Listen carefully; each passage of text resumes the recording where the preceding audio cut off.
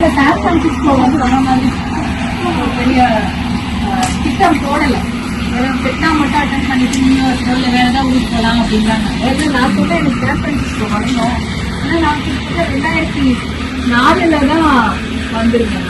2004 2005 6 ஒரு மீட்டிங்காக United Nations meeting நடந்துச்சு நியூயார்க்ல.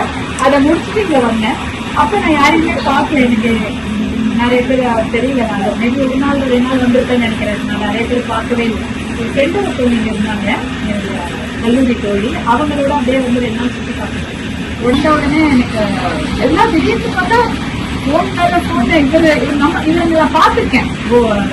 ஓட்டுநர் தான் அவங்களோட குடும்பத்தோட அவங்க மகள்கள் எங்க வீட்டுக்கு வந்தாங்க. போன வருஷம் கடந்த வருடம் சென்னைக்கு வந்து அக்கா வீட்டுக்கு வந்துருவாங்க.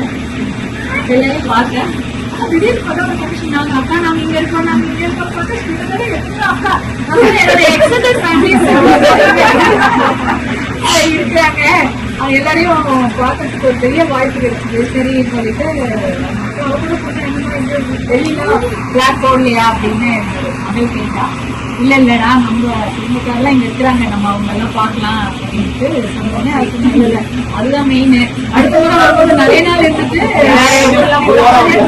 ஆமா எங்க வீட்டுக்குலாம் வந்து அப்படின்னு சொன்னாங்க.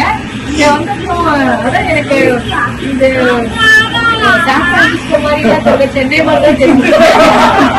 எல்லாருமே நம்ம ஊரு கேட்டா நான் இங்க திருப்பத்தூர், பாண்டிச்சேரி, திருவண்ணாமலை, தர்மபுரி எவ்வளவு பார்த்தேன். தர்மபுரி எப்பவுமே நீங்க எனக்கு பெரிய ஊர் அந்த ரொம்ப பிடிச்ச இங்க சொந்த கிராமத்துக்கு போனதுன்னா அதிகமா தர்மபுரி போயிருப்பேன் நான். அந்த மாதிரி இங்க ஒருப்பா எல்லாரையும் பார்த்ததுல ரொம்ப சந்தோஷம். குழந்தைங்க குட்டீஸை பார்த்தது ரொம்ப ரொம்ப ஹாப்பி. ஏன்னா எல்லாம் எவ்வளவு ஆசையா தமிழையும் வளர்க்காம தான் இருக்கிறீங்க. எல்லாம் பசங்க கிட்ட தமிழ் எழுந்து எங்க அப்பா வந்து எனக்கு தமிழ்ல வரவேற்பு கொடுத்தாங்க.